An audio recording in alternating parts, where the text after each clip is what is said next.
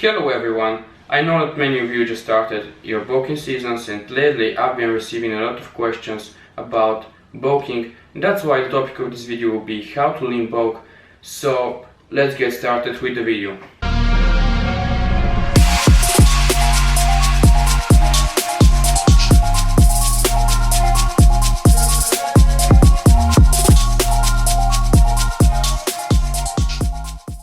The reason that I didn't name the video how to bulk is because there are two different approaches for bulking, lean bulking and dirty bulking, and the difference between these two types of bulking is only the calorie surplus that you get into. When I was still new to this whole gym thing, I was thinking that dirty bulk means when you're eating mostly junk food and lean bulk when you're eating only healthy foods, but like I said, that's not the case. If you're eating 500 calories over your maintenance level, then I can say that you're doing dirty bulk. On the other hand, if you're eating less than 500 calories over your maintenance and still in a surplus, then I can say that you're doing lean bulk. And let me give you an example. If you maintain weight at 3000 calories, then you need around 3250, 3500 calories in order to do lean bulking properly. One thing that a lot of people miss is that they don't increase their calories every week, or at least when it's needed, and after that they complain that they are stuck in a plateau. And no, my friend, you are not stuck in a plateau. You just need to track your weight and increase your calories when it's needed if you want your weight to keep increasing, because the more you weigh, the more your calories your body burns, so that means your maintenance level has increased. What I suggest you to do is to increase your calories very slightly. 100 to 150 calories per week should be fine for you, and these calories should be coming primarily from carbs. Probably now you're asking yourself what your maintenance calories are and how to set your macros in order to do lean bulk. So that's why I'm gonna leave a link for online calculator that I use into the description below. All you need to do is just to fill out with the information needed and then check the results. Of course, these calories might not be 100% accurate for you, but probably they will be very close to what your real calories should be. And I suggest you just track your weight every single day and see whether you should make any changes or not. Regarding the macros for lean bulking, first off, you need to make sure that your protein intake is on point, and 1 gram per 1 lps should be okay for you. Actually, this is completely enough, it's study proven. Fat should be around 1 gram per 1 kilogram, which means that if you weigh 80 kilograms, you need around 70 to 80 grams of fats daily. And guys, fats are really important, so make sure that you include them into your meal plans. The rest of your calories should be coming from carbs. Just keep in mind that 1 gram of protein is 4 calories, 1 gram of fats is 9 calories, and 1 gram of carbs is also 4 calories.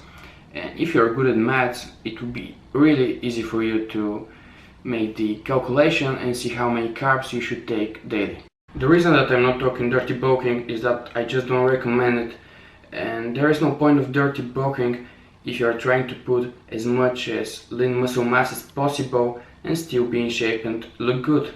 I know that many of you think that the more weight you put, the better, but that's completely wrong from my experience, and I have to say that there is difference between muscle mass and weight, and there is something called genetic potential, which you should keep in mind. Your body has genetic limits for putting muscle mass for a specific period of time, and it doesn't care if you eat 1000 calories as a surplus every single day. It will not convert all of these calories into a muscle mass, and most of these calories will be stored as fat, glycogen and water into your body. And if you continue doing this for a few months, at the end you look as a pregnant cow. That's why it's so important to increase your weight very slightly, and 0.2 to 0.5 kilograms per week should be fine for you. And if you see that your weight goes more than that weekly, just decrease your calories. Enough talking for food and calories. Let's move on to the training part, because it's also very important. A lot of people say that diet is 70% and training is 30%, but personally I believe that we should give 100% in every single thing that we do in order to achieve great progress and just to make sure that we are doing everything well. However, now I want to talk about progressive overload. Progressive overload is the key aspect when it comes to measuring progress And like I said, you might be hitting your calories and doing everything else perfect, but if you are lacking at this, then I think that you should think about bringing some changes into your training in order to start progressing. There are many ways of bringing progressive overload into your training, but one of the best, simple and reliable ways is just to include heavy training and low reps into your training routine. I see so many people training into the frames of 8 to 10 reps on every single exercise, thinking that this is the best hand for building muscle, but that's far away from the truth. You can't progress in strength if you are not including any heavy training into your routine, especially if you have been training for some time. In my opinion, you should include both strength focused training and hypertrophy focused training into your routine in order to gain as much muscle mass as possible, because strength gains and muscle gains are connected really hard, and you should keep this in mind. That's it for this video, guys. Hope you enjoyed the video, and if you liked the video, make sure you like the damn video. Umar, I got you. And also make sure you share the video with your friends, and comment down below what you would like to see in my next videos. Subscribe to my channel, of course, in order to track my future uploads. Thank you so much for watching. See you in the next video. Peace.